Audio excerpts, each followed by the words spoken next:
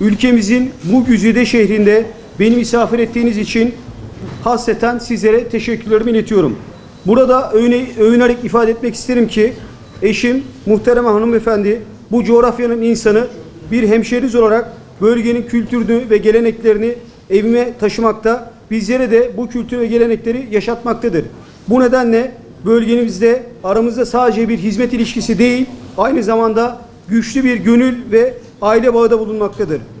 Nitekim bugün Diyarbakır'da bir bakan olarak ilk ziyaretimi yapmış olmam sebebiyle çok mutlu olduğumu ifade etmek istiyorum. Sizlerle birlikteliğim yalnızca bir ziyaret amacı taşımamaktadır.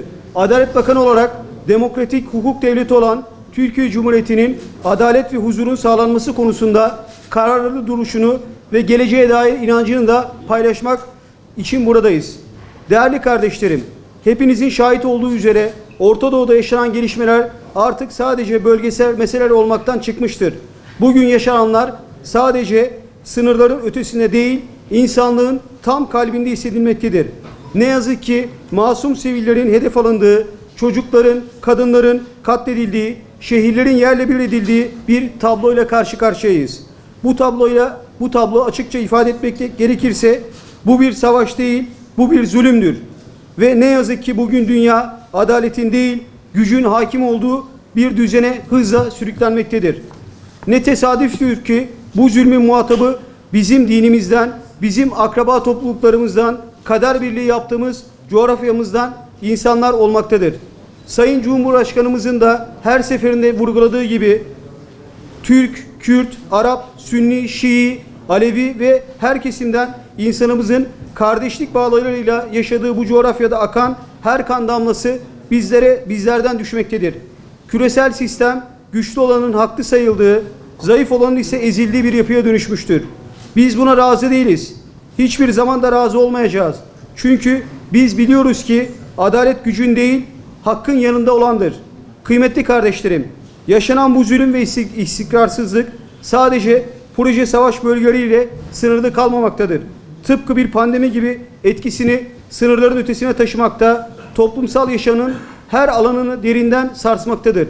Pandemi nasıl tüm dünyayı etkilediyse bugün yaşanan bu işgaller de benzer şekilde yayılmakta, toplumları yıpratmakta, geleceğe dair umutları zedelemektedir. Ancak burada altını özellikle çizmek isterim ki Türkiye tüm bu olumsuzluklara rağmen istikrarını koruyan ve güçlenmeye devam eden bir ülkedir.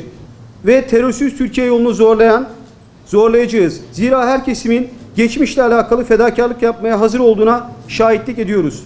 Bu doğrultuda ülkemizin ulaşabileceği en yüksek demokratik hukuk devleti standartlarına erişmesi amacıyla Adalet Bakanlığı olarak üzerimize düşen sorumluluğun ve bilincin farkındayız. Millet Meclisi'nin Türkiye Büyük Millet Meclisi'nin ortaya koyduğu irade ve belirttiği istikamet doğrultusunda reform süreçlerini hızlandırmaya ve gerekli tüm adımları atmaya kararlı olduğumuzu bir kez daha ifade etmek istiyorum.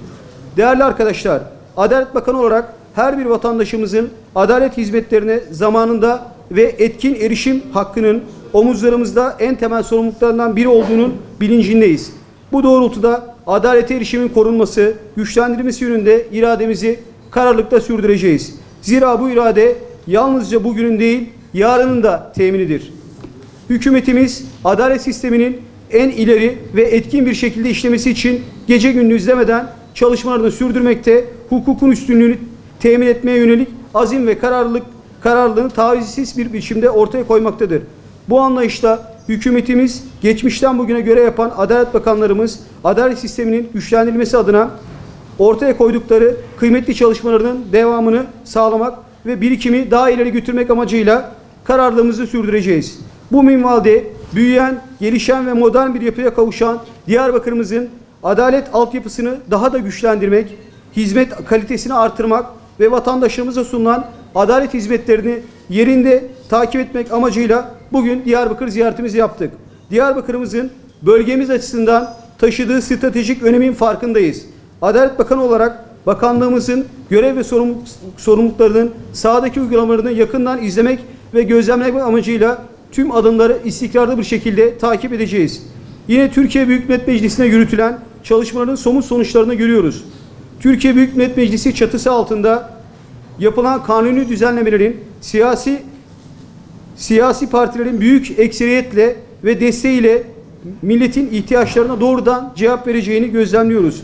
Biz Adalet Bakanlığı olarak milletin her kesimini ilgilendiren, her vatandaşımıza dokunan adalet ve hukuk sistemimizi daha hızlı, daha etkin ve daha erişilebilir kılan düzenlemeler için büyük bir heyecan içerisindeyiz. Çünkü bizim için adalet sadece yargı süreçlerindeki ilerleyiş değil, hayatın her anlamda var olan bir yapıdır.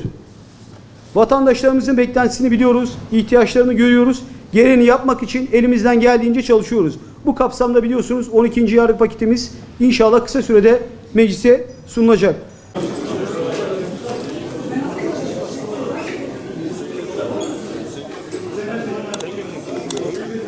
Bir dakika.